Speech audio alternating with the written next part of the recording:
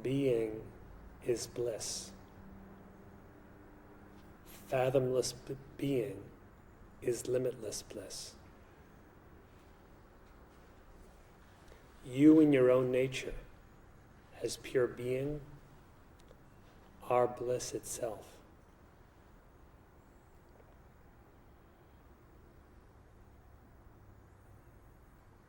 If there is ignorance prevailing regarding your own nature, so that being appears as if individualized or as if embodied, then bliss correspondingly seems limited.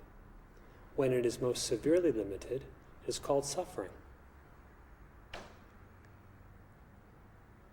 When there are only small superimpositions upon it, it is known as the momentary joys of life. When it shines without any restriction, that is, your own self shines in knowledge, bliss is full. It is indeed always full, just as being is ever as it is. Only it seems to elude one's experience, just as you are always that being. But if you misidentify, then the self seems to elude your experience, even though you yourself are that self.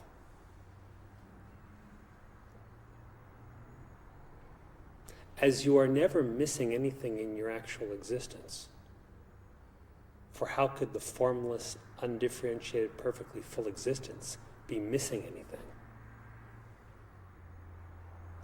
Likewise, you are never lacking as the source of all happiness, bliss.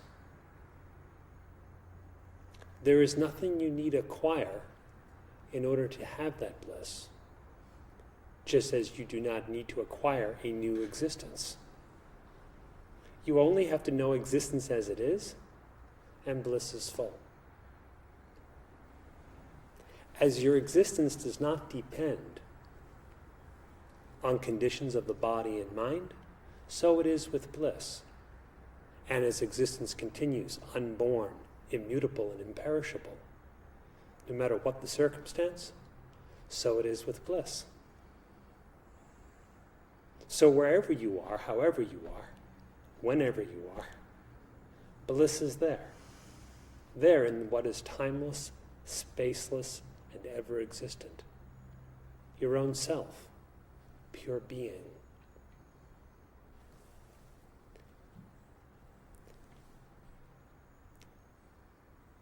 The Maharshi has declared that the one way to recover the bliss that has not really been lost is to know the self that you always are.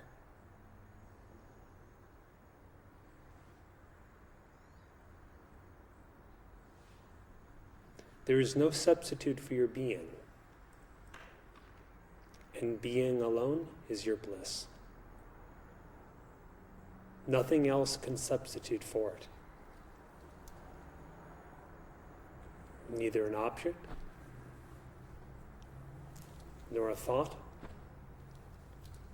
nor anything else imaginable.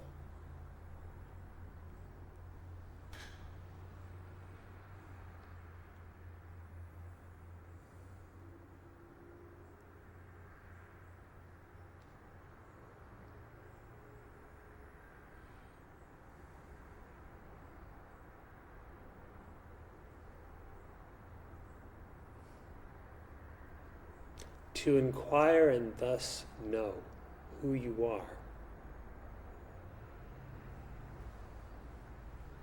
is to abide in a state of non-dependent, illimitable happiness.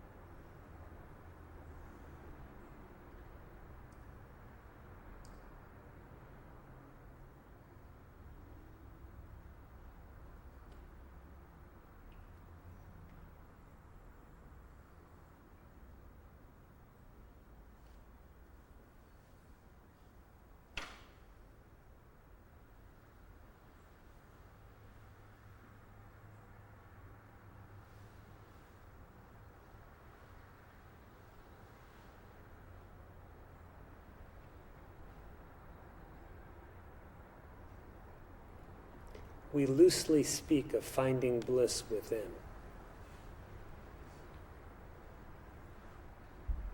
Really, the bliss is the very nature of the finder.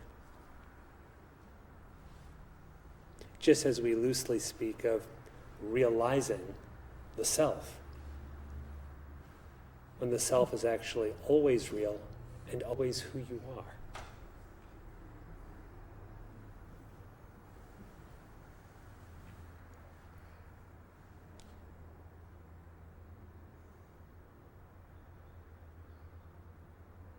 To abide in real bliss, no other effort is required other than the knowing or inquiring to know yourself. And if you know yourself, you yourself are the happiness you found, and it can no more be destroyed, then your existence can cease to exist. And you can no more be separated from it than you can be separate from your own existence. It is just not possible.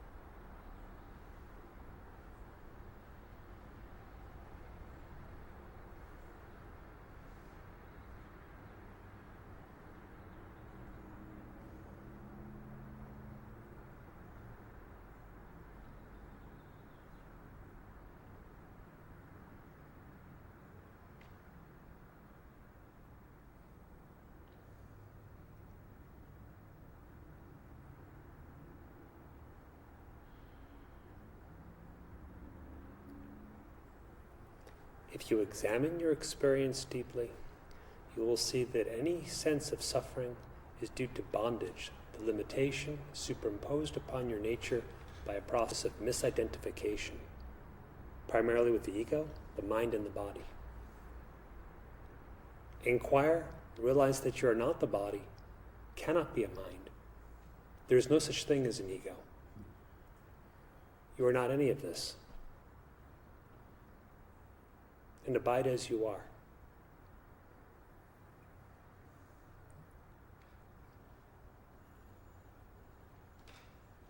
Having realized like this, then say how happy you are.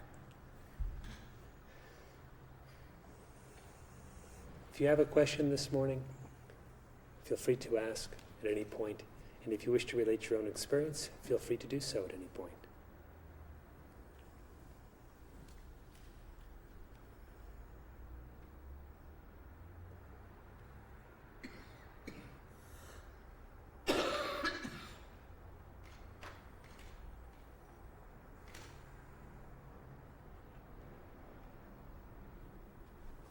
Go ahead, Tim. Whenever I turn inward and I feel the happiness within inside myself, then I feel I'm either resting at home or I'm going back the way I need and want to go. Thank you very much. The discourse this morning brings a much needed and helpful clarification of my experience. But at the same time, how the truth truly does set one free. And I'm seeing how self-knowledge is the ingredient that provides that freedom. And how it takes me beyond concepts, beyond ideas or beliefs, or just a lack of knowledge.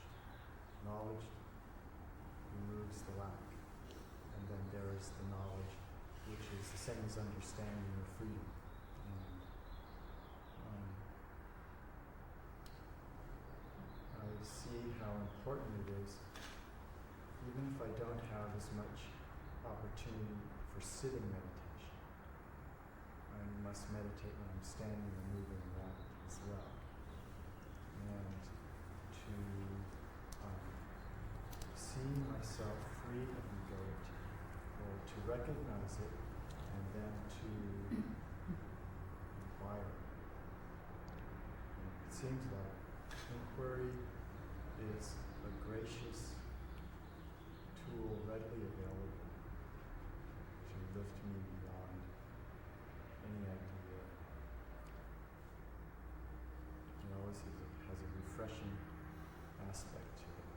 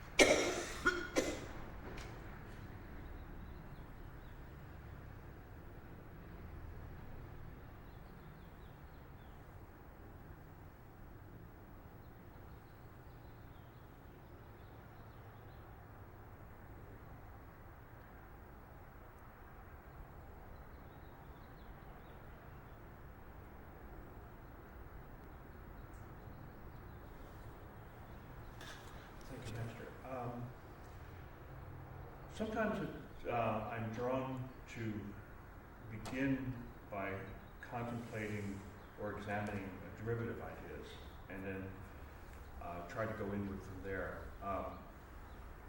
Maybe the most abstract one that fascinates me is to question the whole concept of other. Maybe, and on the other side, something a little more concrete would be to look at craving and aversion. And at a certain point, it feels right to turn back inward and see whether there's anyone to enjoy or suffer as a result of that craving or aversion, along with looking at the illusory character of the craving and aversion itself and its objects.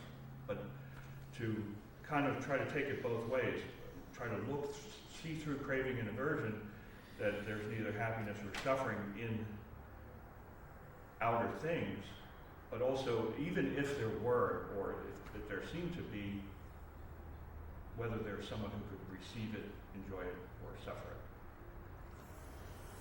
it. If you would leave the assumption that the happiness or the suffering was dependent, even in the least degree, upon some objective thing or circumstance, this would always imply there being somebody there to experience it. To say I would eliminate the subject but leave the object intact makes no sense. So the holding of the subject is right there in the grasping of the object. Exactly so. So the ego itself is the desire or the aversion, just in another guise. So all ideas, all erroneous conceptions, are the same I notion or I mode in different shapes and forms. And then different colors for the same thing. So more abstractly, the idea of other could be analyzed the same way. Yes, especially because the first other is the idea of an ego entity, something other than Brahman, other than the self. Oh, so the individual is the first other. Then the other others. Then the other others attach themselves to the first other. It's still the notion of other, something other than your real existence. And then the belief that happiness is in something other is the misidentification regarding bliss, in contrast to, or in comparison with the misidentification regarding being or regarding consciousness.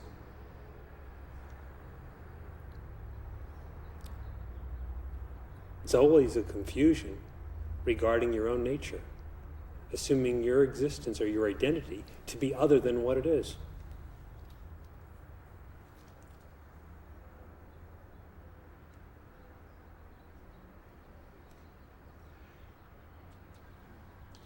Sometimes in the listing of useful virtues, there'll be something like forbearance or and various. It's one of the 6 treasures. It's one of the 6 treasures of the fourfold sadhana. Right. And if you're looking through the division of everyday life, and let's say, I don't know, you become physically uncomfortable or something.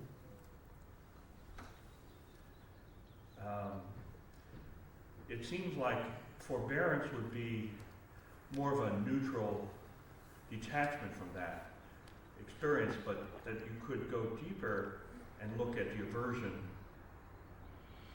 and the recipient of that aversion that's at the basis of it. In other words, turning from craving to the more negative, the aversion part, it seems like the inquiry can go deeper than forbearance. Forbearance signifies abiding as the substrate, which is invariable. It holds all things with an equal vision, and therefore does not become elated because happiness is already of one's inner nature. It implies the knowledge of that. Nor does one become depressed over anything because nothing else is the cause of suffering. So that forbearance means you don't make a grievance over what doesn't please you because you're deriving your happiness from a much deeper source. The same bliss that was spoken of earlier.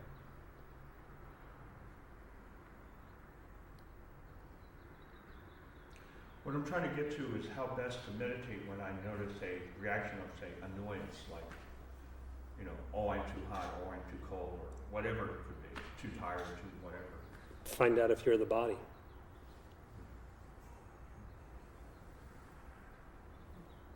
If you are the body, you've got problems.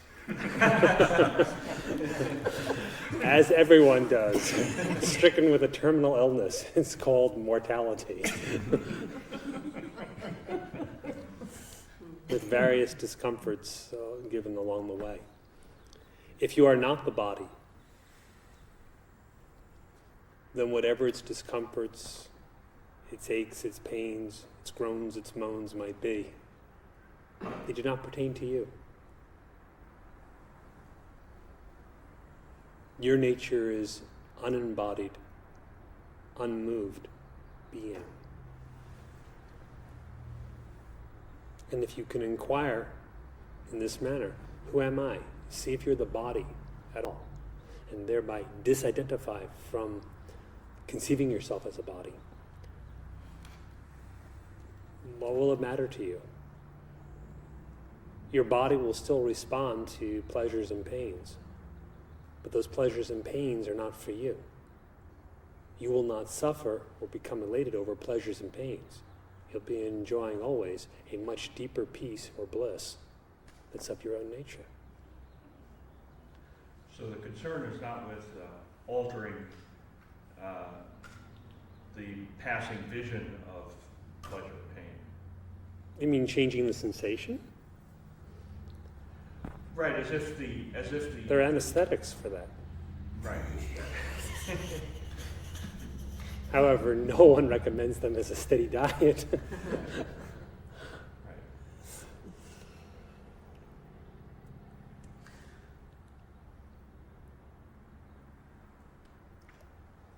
One sensation replaces another sensation. Sometimes all the sensations cease entirely. Well, one step further in with your attitude, that's not just a sensation. That attitude can be enlightened or unenlightened, relatively speaking. What constitutes the attitude? In your own case. Well, it's identification would have to be the first thing, and then a decision that this is pleasing or unpleasing. Without the misidentification, how would your attitude change?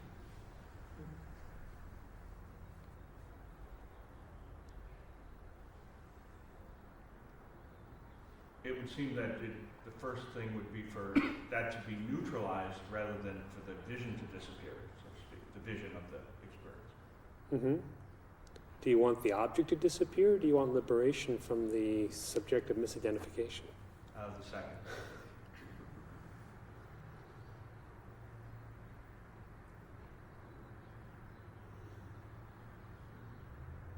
So then inquire. Remove whatever misidentification there is. Then we'll see what kind of attitude you have towards everything.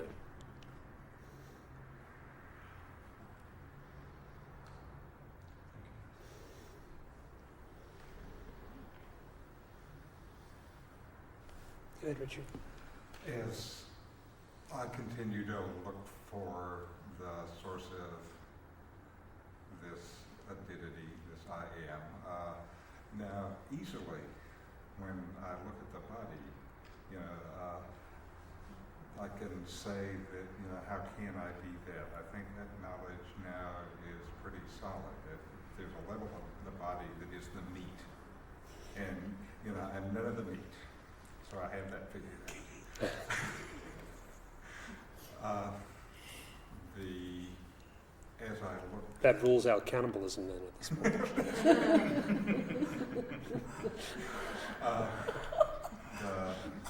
For me, the next level in is prana, and it's the flow still of movement, kind of internal movement in consciousness. And what I am sure is that, like with the body, I've spent some time looking at it to see whether or not I was the body, and if the body ever says I. And after looking at that long enough, finally, the obvious is obvious.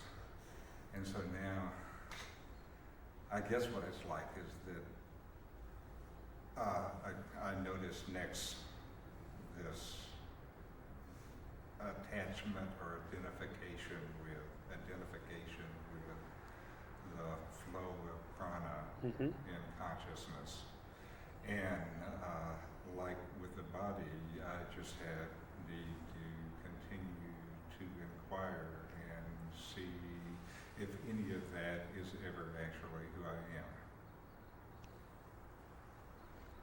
And the same principles that were useful in your inquiry regarding gaining freedom from the body will be useful for gaining freedom from the prana. Determine what is objective and what is non-objective. Obviously, you must be on the non-objective side of things. What moves, what doesn't? And how can you observe the movement except from some unmoving position? What's transient? What endures?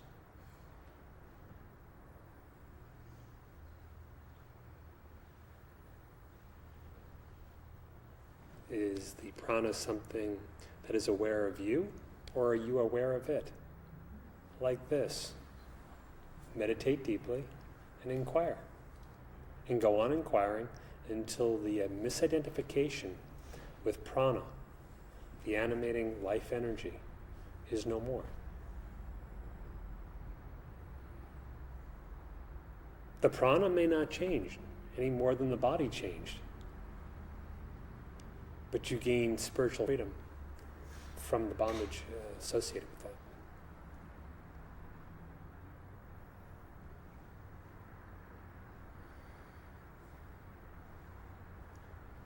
It's more subtle. But when we gain liberation from what is more subtle, the extent of the freedom and peace is much greater.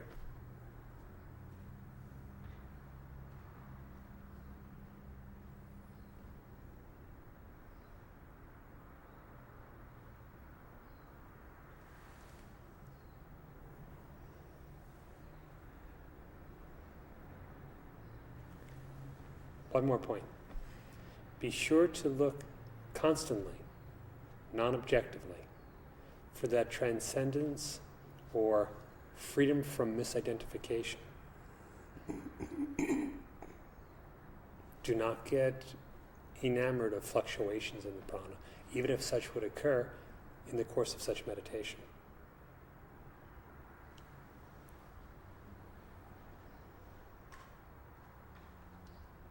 In other words, never look for it to change. Just see who you are.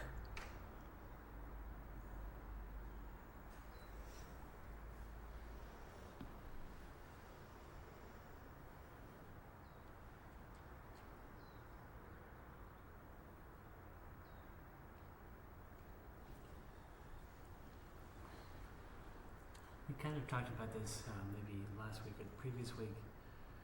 In my work situation, I've been actually working a significant number of hours. And I was thinking of what you said during your discourse about truth essentially being independent. I'm thinking, oh, okay, well, what am I dependent on? Because just thinking, if I'm dependent on something, because truth is always independent of anything. So if I'm dependent on something, then I'm thinking, okay, my happiness is always dependent on something else. But when I kind of look into it, I kind of think, okay, well, do I really, because we built this chip that has all these features, and there's like a million things to do. And we have like only a few guys to be able to do it. There's only a certain number of hours in a day. And everybody wants results, they're trying to fund the company and all this stuff, so they kind of have to prove that, the thing isn't totally dead in order to get money. So essentially, we've been running around like maniacs trying to, prove that this thing actually has some promise and trying to make sure that has features that someone can use.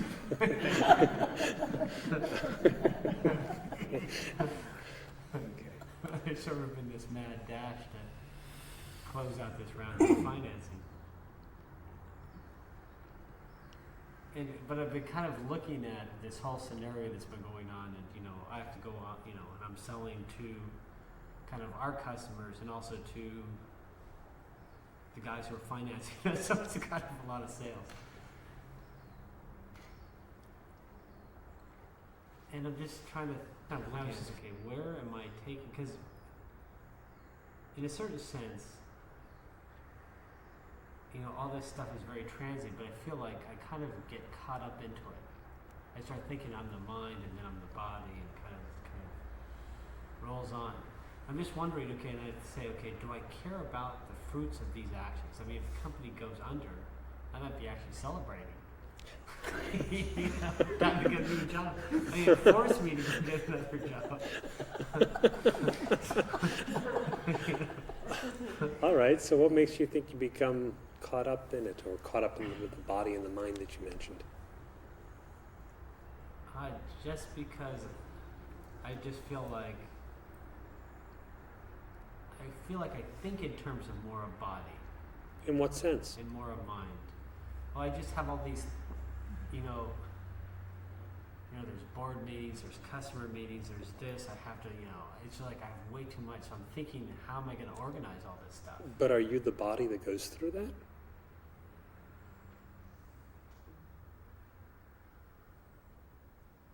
It doesn't quite make sense, does it? Just organizing events, planning things, does that make one a body? Is liberation only for those who are utterly disorganized?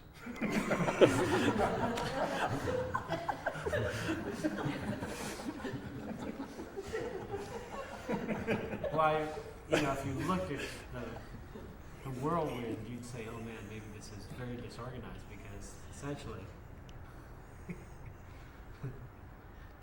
but no, that's right? Organizing your thoughts along and making plans and following those plans through. What has that got to do with affecting your own nature? Plans are made, the body enacts them. Those are only instruments for you. How can they be you?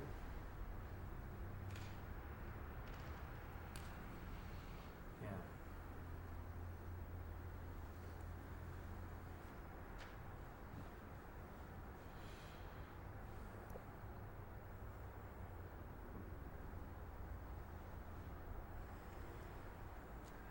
Do you really believe this thing is what you are? Yeah, this You do?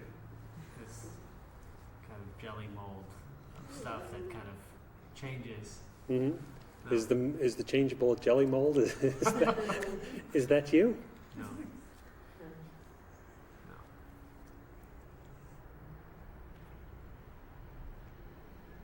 Can't be. How can it be me?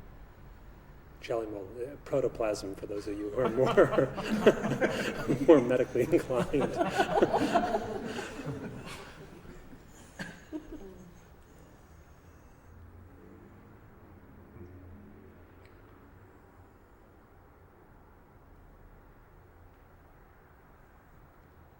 If you're not the jelly mold, then what the jelly mold does, how it wiggles through its day, is not your activity, is it? No.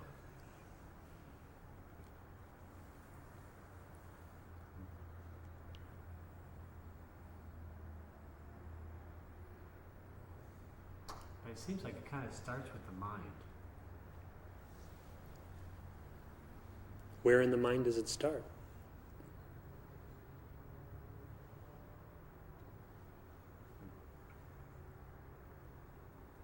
There's no spot in the mind. It's not like, a container, like the jelly mold. So where does the confusion start?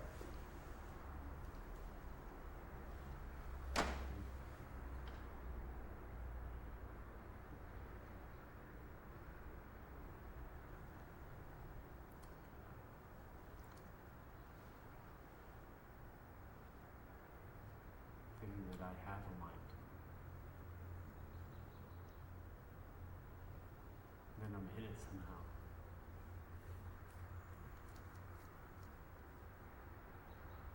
That never makes any sense.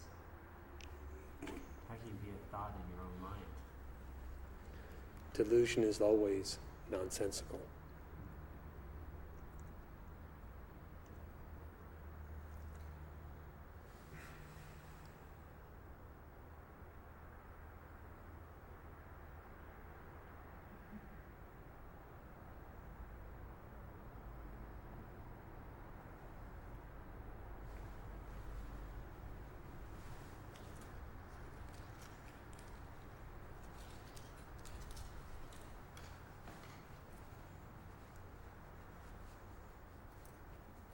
It's very important to examine it. Just like, the Maharshi's teaching, because it's, as we were reading, step by step, methodically, kind of going through, the who am I kind of, am I the body? Can I even be the intellect? I'm not actually sure how he was doing, but it seemed like it's more kind of thoughts as a gross form and then kind of intellect as a more subtle.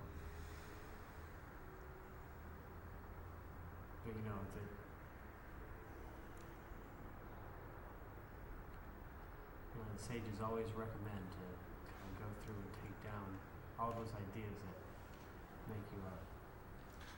The inquiry is shown generally from gross to subtle. The point being not to mistake your identity, your existence, for something it is not. If just that misidentification ceases, where is bondage?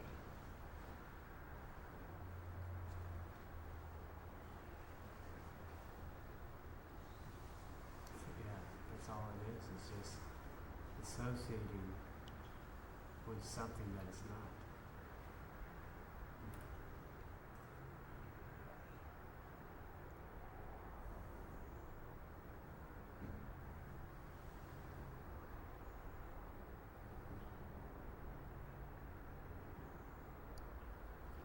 So liberation is just that simple. Liberation from the imagined bondage is just a matter of ceasing that imagination.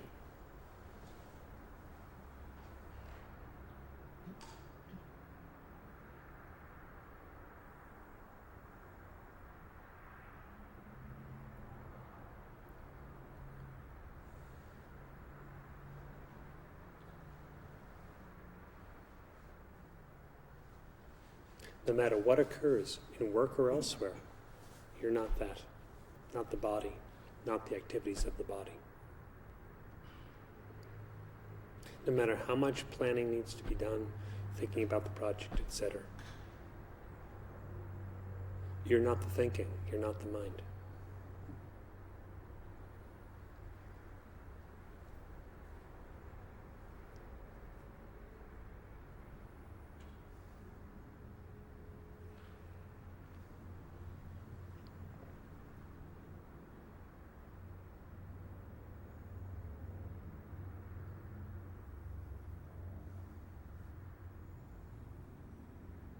The consciousness that silently witnesses all this is never involved in it.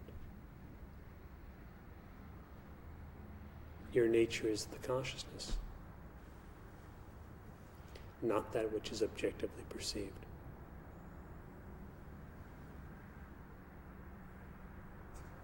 Yeah, for some reason I start thinking because there's so much of it, that there's somehow a continuity. Even though it's random.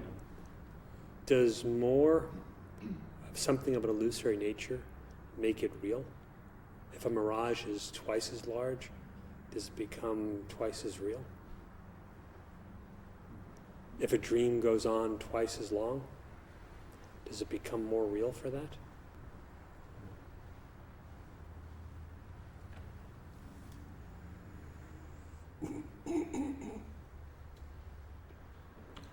So bondage is really not really bondage. It's just illusory. Completely illusory, having no substance to it whatsoever. It's just the stuff of imagination.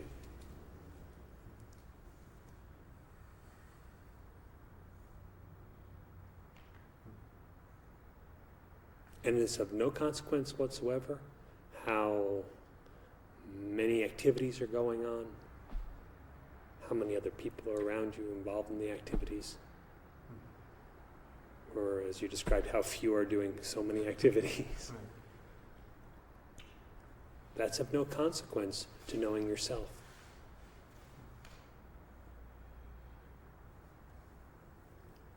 Likewise, the degree of mental attention that must be given to the work at hand is of no consequence to the knowledge of yourself, since the knowledge is mind transcendent.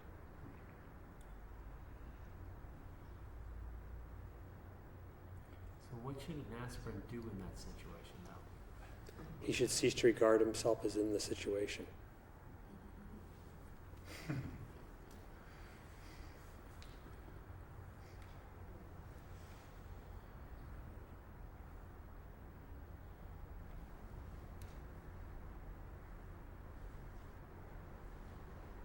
Do you see? Yeah, that's very important.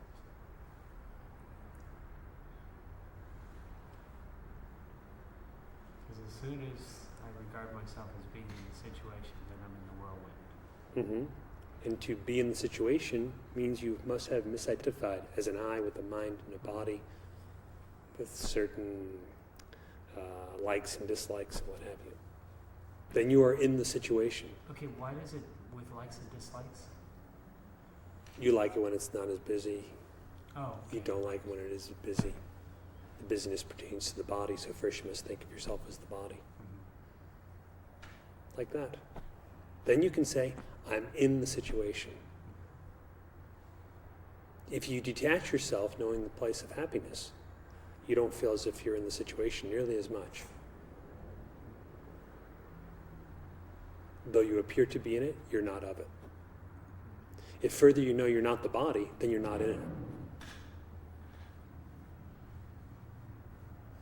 If further you know you're not the mind, you don't even have the experience of a situation. And if there's nothing to be called I, Then you're left questioning, what was I talking about?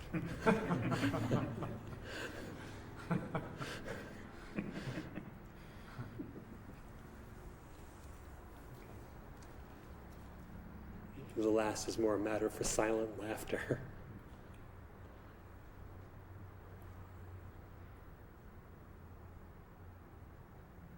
Completeness of it is also.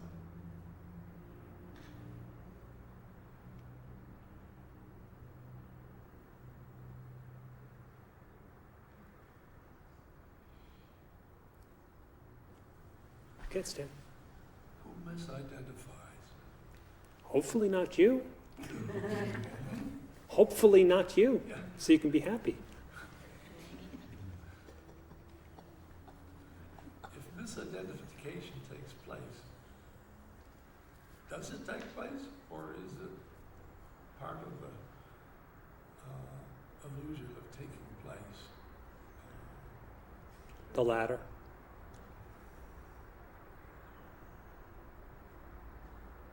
All explanations of ignorance, illusion, and so forth are all of the nature of illusion themselves. To such an extent is this the case, not only in explanations of illusion, but in descriptions or instructions to get free of illusion, that the Maharshi said that all the Shastras, all the scriptures, were based upon the assumption of an ego, the elimination of which was the purpose. He added that as well.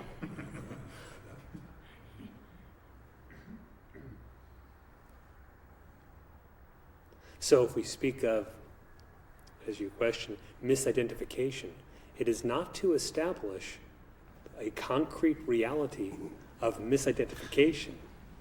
It's to point out the imagined nature of conceiving yourself to be other than what you are. It's for the purpose of eliminating illusion, not to give illusion more of a sense of solidity. It's to find the unreality illusion, not to establish an actual cause for something that's non-existent.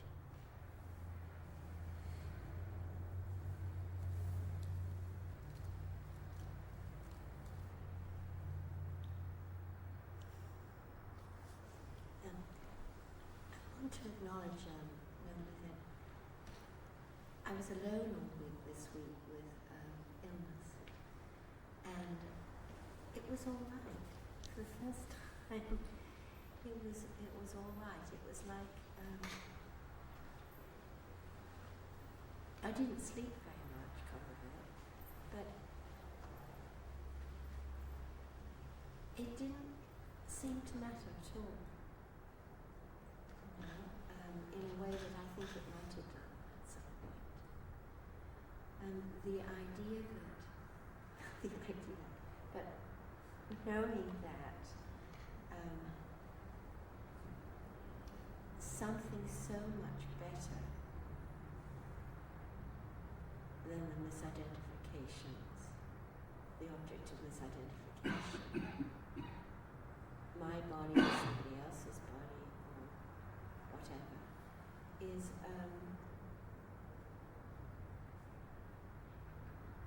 is a tremendous comfort. Though how to get there, I think the frustration is beginning to build, because it's maybe I'm already there a bit, having it be all right this week. You said this was new for you. Yes. What did you know this week that you did not know previously? I'm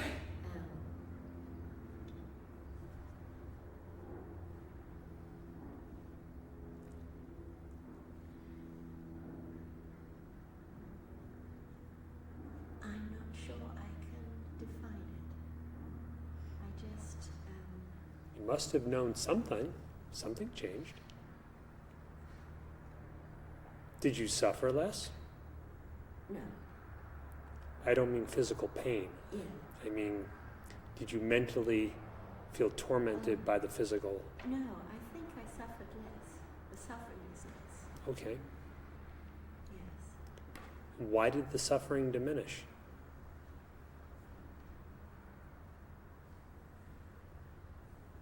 Well, I knew that everything was impermanent, that it would pass. Okay. And also I knew that some experience that was so much better was present,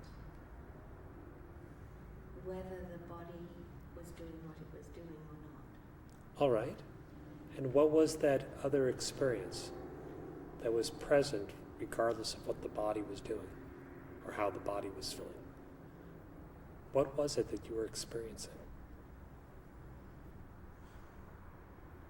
An ease, I could only say, a greater ease All right. with myself.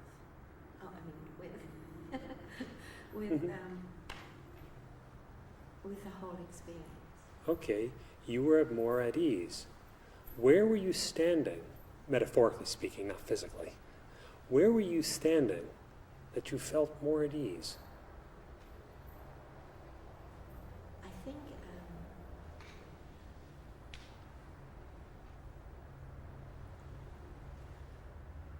it's like a life jacket. You know, the man who's drowning has to want to get there enough. There's a life jacket up there, and I can see it. And what's the nature of that life jacket? Consciousness, it's the... You could see it, but you were already feeling more at ease just seeing it. Yes. So it must have been with you, unlike the life jacket, which is Yes. above you, must have been with you in your experience to some extent, otherwise you would not have felt more at ease. You changed in the sense of your how you view your position in relation to the whole physical sickness experience. Yes.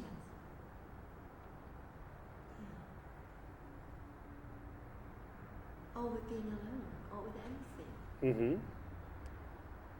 There's no one I wanted in that space. Mm-hmm. Yes, being alone is not necessarily lonely.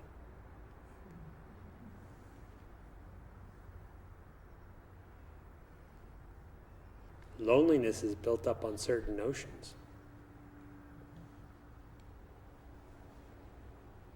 Now, if you were truly all alone, so that even the crowd of thoughts was not there, if you're truly all alone, what's the experience? Bliss in the middle of it.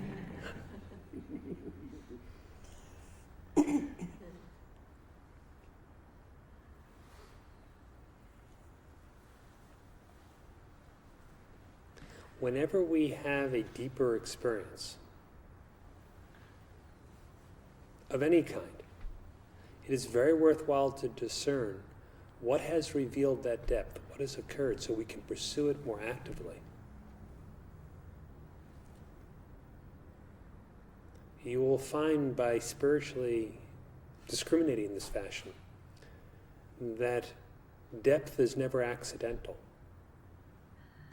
Likewise, freedom, happiness, peace, these are not accidents that just come to you at random. Your experience of the last week was not random.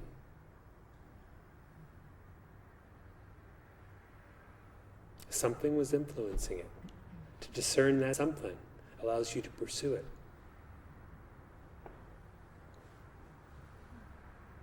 So if you were less identified with the body, pursue that non-identified state.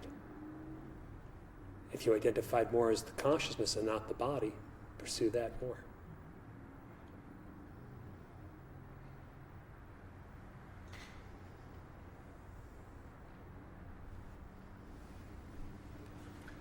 Listening to the dialogues this morning, they're all kind of my dialogue, especially Eric's one with a lot of work and apparent a lot of pressure from work. So listening to that was very helpful, which kind of brought me to more of a generic question, and that is about the nature of dialogue itself. And I know sometimes when we have a dialogue, things get very clear. Other times, they don't get quite as clear. So I'm wondering, what is it that I do sometimes that I don't do other times? And so my question, and this came up a few weeks ago when we were talking about teachings themselves, how, if you look at Ribu, it's a dialogue between Ribu and Nadaga. Mm-hmm. And if you look at Maharshis, the teaching, the talks, is all dialogue. Mm-hmm. And I can read Likewise, much of the Upanishads and many of the texts composed by Shankara are cast as dialogues, including most of his major commentaries on the Upanishads, Gita, and otherwise. Dialogue forms part of it.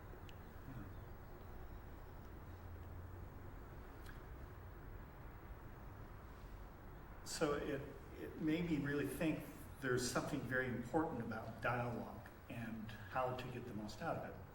So that's kind of my, just sort of a generic, it's almost like a practice question, or because you don't get this opportunity very often in life to sit down and have these kinds of dialogues.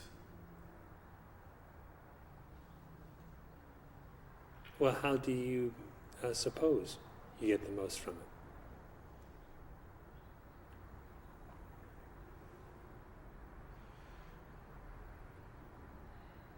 When there is dialogue, when there is satsang, what actually is occurring?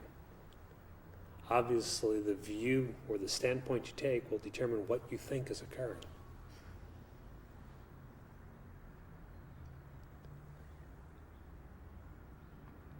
Well, at one level, it looks like what is occurring is a conversation between two people. Mm-hmm. But when the dialogue is deeper, it's more like talking to myself than talking to somebody else. Maybe the view is correct, but the causality is the opposite. The view is correct. Which view? Well, you said that when the dialogue is deeper, it's more like a dialogue between you and yourself. So I say that view is deeper than a view of just two people talking. But maybe the causality in the sentence should be reversed.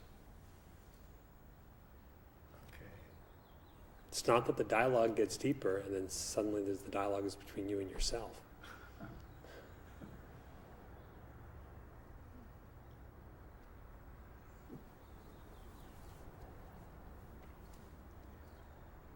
It is more a matter of that the experience is more interior, a dialogue, so to speak, between you and yourself, and then the whole dialogue seems a lot deeper. Okay.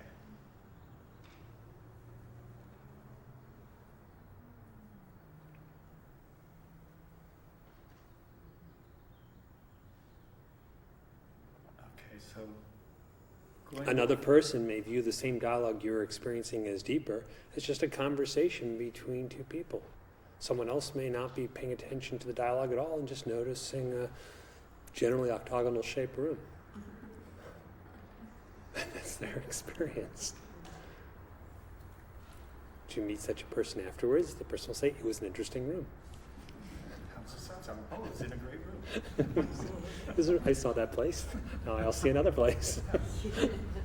Might be square next week. Okay, so what I hear you saying is it's where I'm standing in the dialogue is going to have Mm-hmm. a major effect. Where you stand and what your orientation is.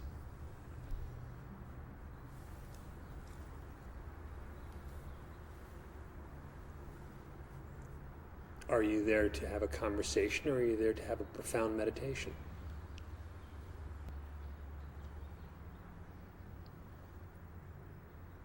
Are you there to discuss an objective topic, or are you there to find out about yourself?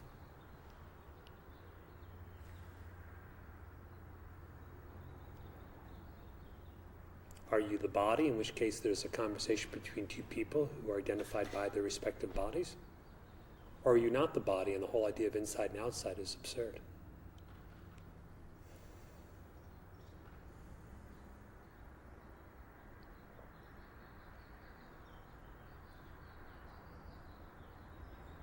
Are we discussing what might be?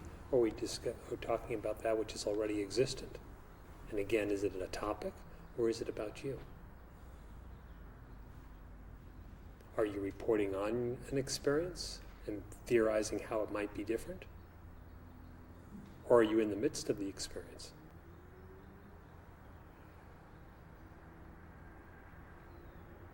All these kinds of things would determine how you experience dialogue and the rest of satsang.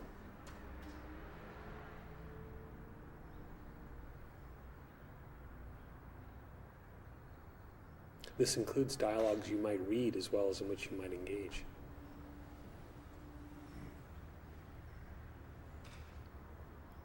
And not only dialogue, but spiritual instruction given outside of a context of dialogue. You know, like in the discourse at the beginning. Or in text that's written without dialogue.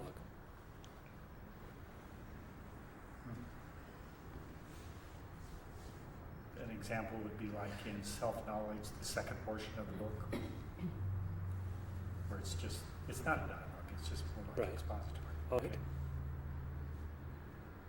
Or an example might be reading the text, "Who am I?" in the prose version versus reading "Who am I?" in the dialogue version. They're two versions of the same text with the same answers basically contained. Just one has questions inserted and one does not.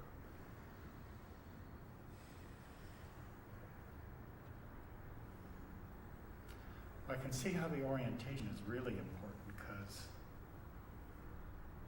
if I start out to have just a so-so conversation, that's the result. Sometimes with your guidance, I quickly get beyond that. You kind of bail me out with that. But what happens sometimes in dialogue is you'll say something and it's kind of confusing, or I can't stay up with it, is what the experience is. So I tend to then kind of scramble around in my thoughts, and I don't listen very well anymore. Or I can't. Why do you do that?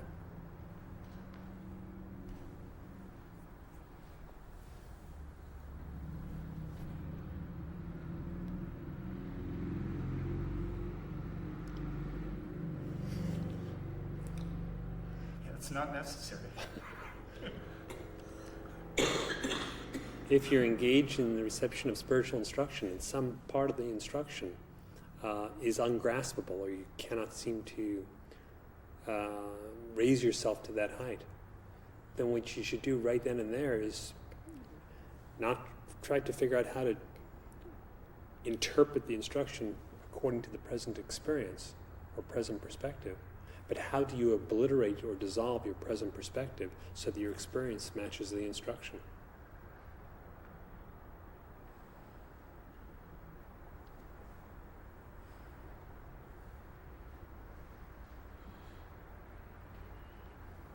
Okay, I'm trying to do Now, that going right. around just thinking wildly or ignoring the rest of the conversation or instruction that is going on, that may not be the most efficacious means of bringing your experience to match what is being pointed out by countless sages.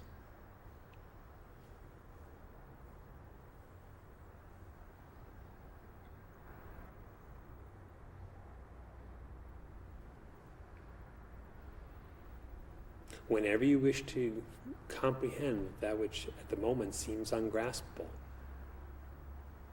inquire in such a manner as to dissolve the perspective or the standpoint that seems to be present for you.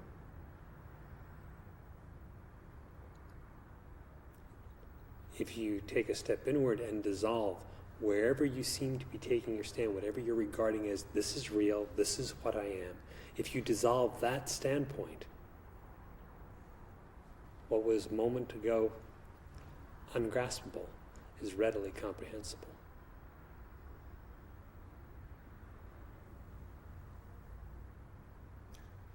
All truth is realized like that.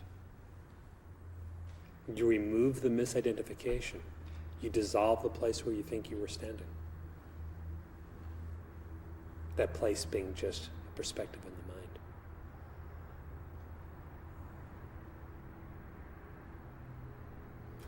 Okay, so what I was just doing when I was listening to you say that was, when I get confused, it's like there's a tendency to jump on that and make that real. And it gets more solid, I get more confused, I can hear less. What causes the confusion?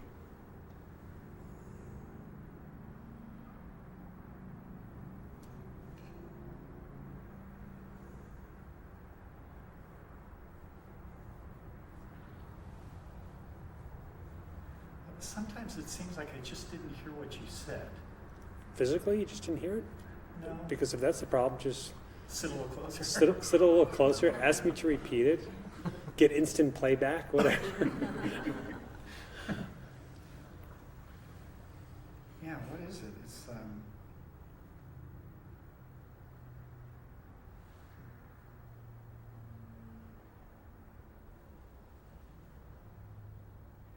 it seems like it's identifying with some part of the mind that got confused. And grabbing that instead of... What causes the initial confusion?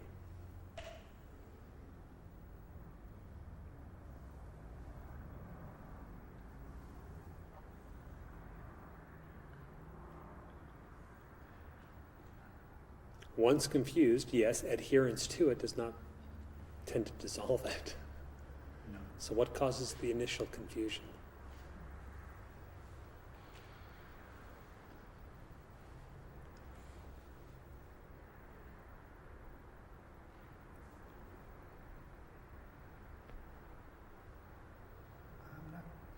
I can see what happens after the confusion occurs, but I'm having trouble getting that.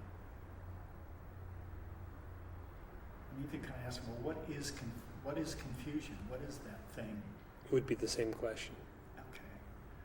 Well, it would have to be, when I get confused, it's always, or when I feel lost, it's because I'm misidentifying with something that I'm not. Because when I'm clearly identified with who I am, there's never any confusion about anything. So misidentification gives rise to confusion when confronted with truth. The truth doesn't fit inside the misidentified perspective.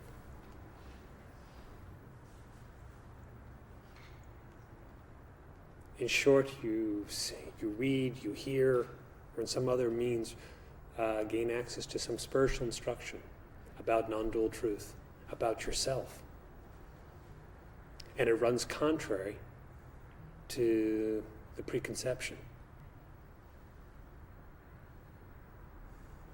The dissolution of that preconception will make that truth readily comprehensible. Adherence to that preconception just augments or seems to solidify or repeats the confusion.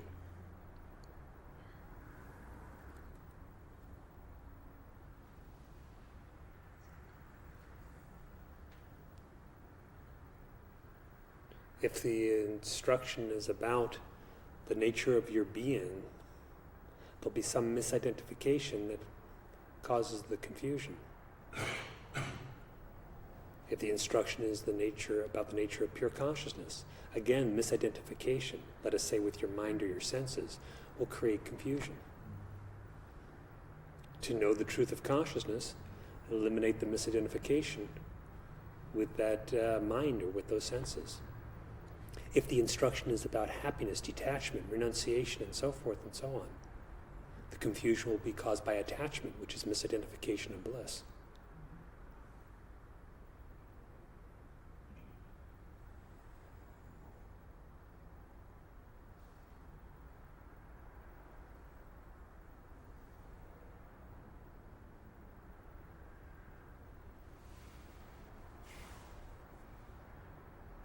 Listening, reflecting, deeply meditating, and being absorbed in the truth correlates to a dissolution of those attachments or those misidentifications.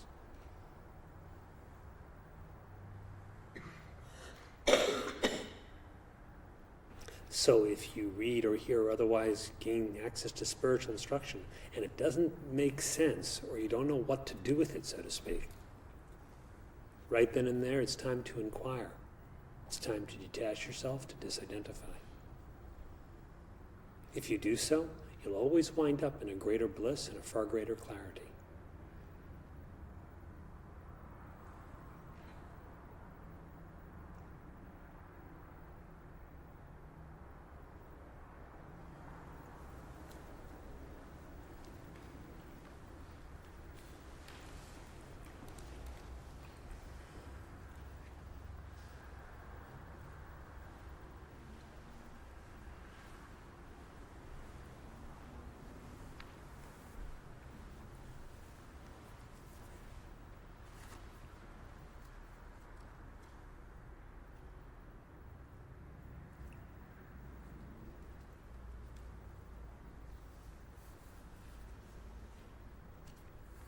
जनक उवाच कथं ज्ञानमवाप्नोति कथं मुक्तिर्भविष्यति वैराग्यं च कथं प्राप्तम् एतत् ब्रूहि मम प्रभो. Janaka said, how can knowledge be acquired? How can liberation be attained? How is renunciation possible? Tell me this, O Lord.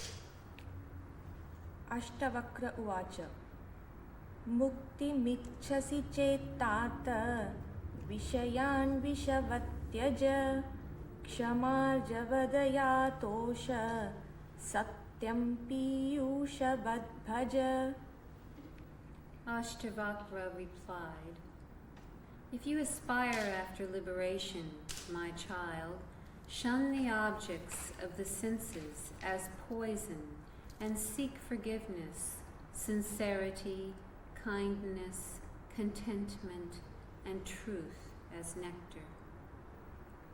Na prithvij na jalam nagnihi na vayudhyoho na va bhavan esham sakshinam atmanam chidrupam vidhi muktaye. You are neither earth, nor water, nor fire, nor air, nor space. In order to attain liberation, know the self as the witness of all these and as consciousness itself. Yadi deham pruthakritya chiti vishramya tishthasi adhunaiva sukhi shanto bandha mukto bhavishyasi. If you detach yourself from the body and rest in consciousness, you will at once be happy, peaceful, and free from bondage. Natvam vipradiko varno nashrami nakshagocharaha asangosi nirakaro vishwasakshi sukhi bhava. You do not belong to the Brahmana or any other caste or to any ashrama. You are not perceived by the senses, unattached, formless, and witness of all are you. Be happy. Dharma dharmau sukham dukkham manasani na te vibho na kartasi na bhoktasi mukta evasi sarvada. Virtue and vice, pleasure and pain are of the mind, not of you, O all-pervading one. You are neither doer nor enjoyer. Verily, you are ever free. Eko drashtasi sarvasya mukta prayosi sarvada ayameva hite bandho drashtaram pashyasitaram. You are the one seer of all and are really ever free. Verily, this alone is your bondage, that you see yourself not as the seer, but as something other. Aham kartetyaham mana mahakrishna hi damshitaha naham karteti vishvasa amrutam pitva sukhi bhava. Do you who have been bitten by the great black serpent of the egoism, I am the doer, drink the nectar of faith, I am not the doer, and be happy. Eko vishuddha bodhyoham iti nishchaya vahnina prajvalyagnya gahanam vitashokas sukhi bhava. Burn down the forest of ignorance with the fire of the conviction I am the one and pure consciousness, and be free from grief and be happy. Yatra vishvamidam bhati kalpatam rajju sarpavat ananda paramanandaha sabodhastvam sukham chara. You are that consciousness bliss, supreme bliss, in and upon which this universe appears superimposed like a snake on a rope. Live happily. Mukta bhimani mukto hi baddho baddhabhimanyapi kim vadanti ha satyeyam yamati sagatir bhavet. He who considers himself free is free indeed, and he who considers himself bound remains bound. As one thinks, so one becomes, is a popular saying in this world and is quite true. Atma sakshi vibhu purna eko muktaschidakriyaha asango nispruha shanto brahmat samsaravaniva. The self is witness, all-pervading, perfect, one, free, consciousness, actionless, unattached, desireless, and quiet. Through illusion, it appears as if it is of the world, that is, subject to the ever-repeating cycle of birth and death.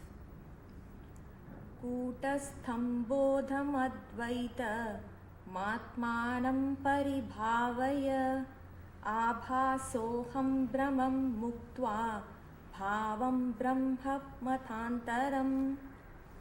Having given up external and internal self-modifications and the illusion I am the reflected individual self, meditate on the Atman as immutable consciousness and non-dual. Deha bhimana pashena chiram bandhosi putraka bodhoham jnana khangena tannikritya sukhi bhava. My child, you have long been caught in the noose of body consciousness. Sever it with the sword of the knowledge I am consciousness and be happy. Nissango nishkriyo sitvam swaprakasho niranjanaha ayameva hite bandhaha samadhi manutisthasi. You are unattached, actionless, self-effulgent, and without any blemish. This indeed is your bondage. That is You are unattached, actionless, self-effulgent, and without any blemish. This indeed is your bondage that you practice meditation. Tvaya vyaptamidam vishwam tvayi protam yatharthatah shuddha buddha swarupastvam magamakshudra chittatam. You pervade this universe, and this universe exists in you. You are really pure consciousness by nature. Do not be small-minded.